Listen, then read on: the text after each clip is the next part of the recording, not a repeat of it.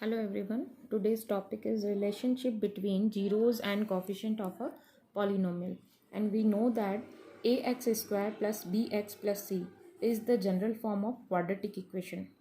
Let us we take a quadratic polynomial px equal to x square minus 5x plus 6.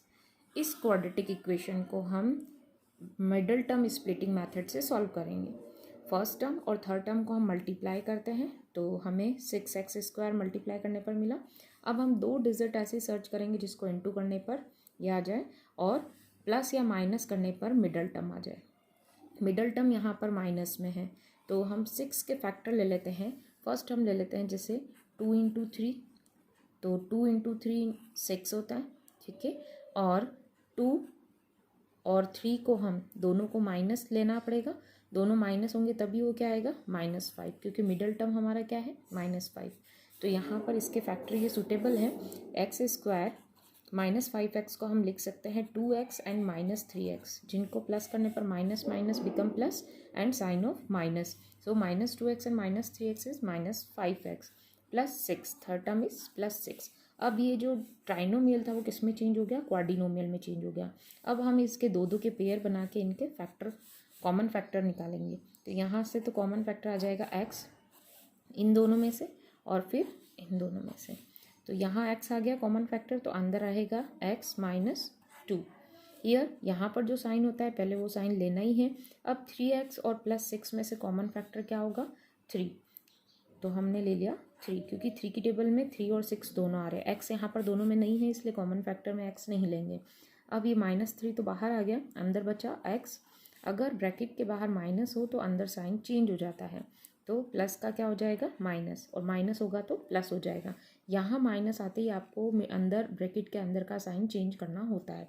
सो 3 × 2 6, तो 3 की table में 6 आ जाता है 2 times, तो ये हो गया। ये दोनों सेम आने चाहिए, यानी जो क्वाड्रेटिक इक्वेशन हम मिडल टर्म स्प्लिटिंग से सॉल्व करते हैं वही मेथड है ये same.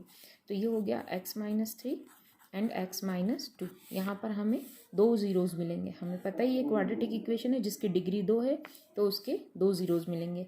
So x - 3, so x is equal to 3 and here x - 2, here x is equal to 2। तो इसमें अब यहाँ पर हमें ये तो हमने इसके ज़ीरोज़ फाइंड कर लिए हैं, relationship between zeros and coefficient of a polynomial. अब हमें पता है कि यहाँ जो इक्वेशन हमें दे रखी है इसके कोफिशिएंट क्या होगा, 1 इसके बराबर होगा, क्योंकि आगे कोई डिजिट नहीं है तो हम उसको 1 लेके चलेंगे।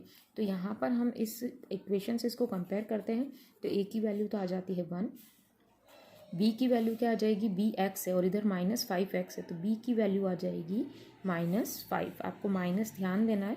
और c की वैल्यू आ जाएगी 6। ठीक है, इसके कोफिशिएंट हमने फाइंड कर लिए। हम 9th क्लास में पढ़ चुके हैं ये कोफिशिएंट 1, -5 एंड 6। अब यहाँ पर हमें क्या करना है, दो फॉर्मूले याद रखने हैं। फर्स्ट तो है sum of the zeros, sum of the zeros जिसका फॉर्मूला है, इसमें हम दो ज़ीरोज़ को, एक को हम अल्फ़ा और दूसरे को हम बीटा लेके चलेंगे। Sum of the zeros alpha plus beta equal to -b/a। ये आपको फॉर्मूला लर्न करना है और आपको पता है b और a की वैल्यूज़ क्या है। ठीक है, अब इस इक्वेशन में हम b और a की वैल्यू रख देंगे, तो यहाँ आ जाएगा माइनस, तो ऑलरेडी फॉर्मूले का है, और b की वैल्यू अगर माइनस में है तो आप ब्रैकेट में और रखेंगे, तो ये आ जाएगा -5/1। So answer is +5। Next, product of the zeros, product of the zeros जिसको हम लिखेंगे अल्फ़ा इंटू बीटा। प्रोडक्ट है, ये दोनों को मल्टीप्लाई में है, इसको हम लिखते हैं C/A। ओके, ये आपको फॉर्मूला है, ये आपको लर्न करना है। Ball upon apple, cat upon apple. Okay, कैसे भी आप इसको अपने हिसाब से याद कर सकते हो। So alpha into beta equal to C/A। तो what is the value of C, 6, and what is the value of A, 1, तो 6/1। ये दोनों वैल्यूज़ हमें यहाँ मिल गई। अब जो हमने इससे पहले जो हमने फाइंड किए थे दो ज़ीरोज़, उसमें एक को हम अल्फ़ा और दूसरे को बीटा मानेंगे। ठीक है, अब इनको इसके साथ रिलेशन हम यहाँ पर प्रूव करेंगे। तो relation between zeros and coefficient में ये कंप्लीट तब होगा, यहाँ पर हम इसको वेरीफाई करते हैं कि गिवन अल्फ़ा जो हमने फाइंड किया है वो कितना है 3, एंड बीटा जो हमने फाइंड किया है वो कितना है 2।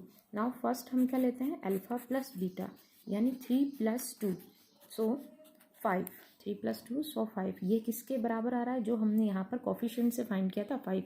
अल्फा प्लस बीटा 5, यहाँ भी 5, ये दोनों क्या हो गए, इक्वल हो गए। इसी तरह से अल्फा इंटू बीटा यानी 3 × 2, ये आ गया 6, यहाँ पर भी 6 है, ये भी 6 है, ये क्या हो गया, वेरीफाई हो गया। Okay okay, thank you.